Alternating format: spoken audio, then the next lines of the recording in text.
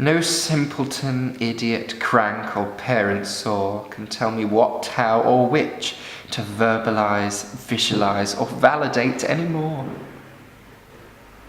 I take full control from this moment on.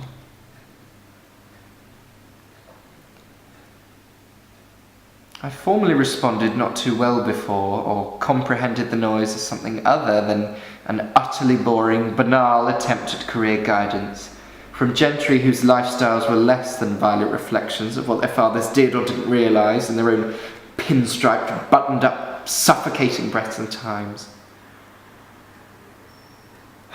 I'd watched their mouths drip lucid lies of princes that rode swiftly with virginal wives into sunsets Camelotian, their luggage bloated with the golden coins of inheritance, onward to a castle Lothian, away to the hills where torrid affairs in the heather were enjoyed, while above in the tower the maiden would sit keeping child as her toy.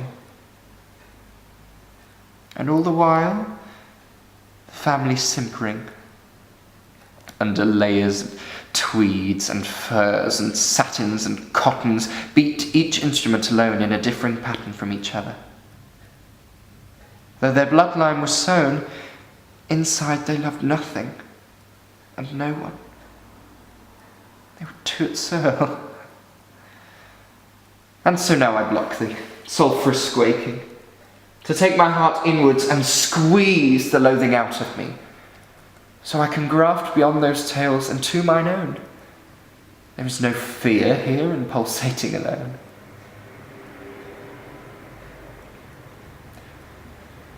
I desire to know each change in me, as I fight and live and strive and be.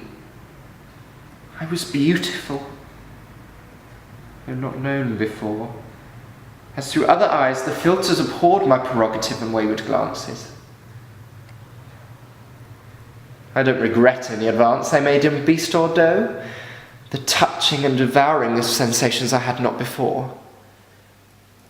I taught myself to feel from the inside out.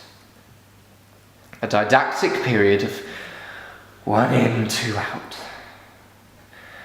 2 in, 3 more, the occasional 4, splayed in the amorous callings of a truer verite than had ever been pointed out to a parent in me.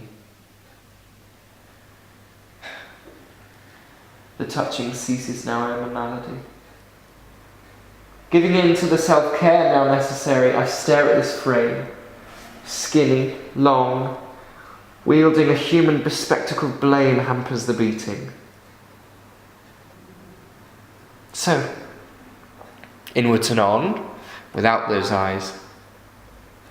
I want only my own to watch the demise and rise as I arch back. Cramp feet, curl teeth, claw hair, eat sick, death dare, strain torso, kick neck, lone oxygen, spit breath back into these lungs. I am still alive. I did not seek to be a singleton to die. I only want to see how many different parts of me there are when the body takes the mind on flight.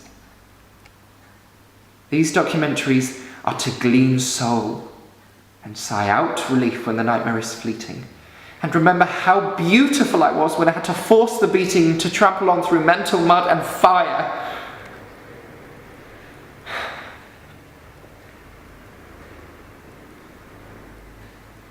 Firmly planted on the other side, I shall admire my own strength and grace in this cellular race, tracing my blood, sinewy and stretched, but a river certain.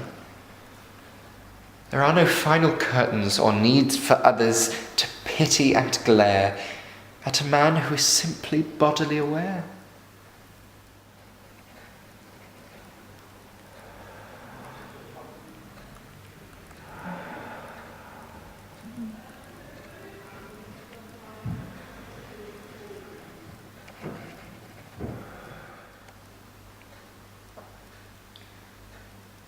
I revere this skin, which, flecked with purple, keeps my insides in, and my feet firmly planted on mortal plains and valleys where shrunken lungs can exhale.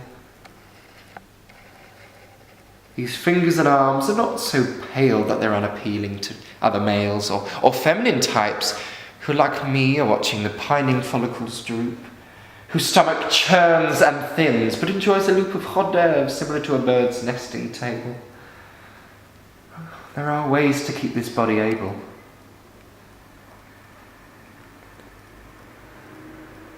So if you look at me and see something other than a model of life and of human struggle, and if you feel something less of me because your retinas are racked with the word disease, turn away.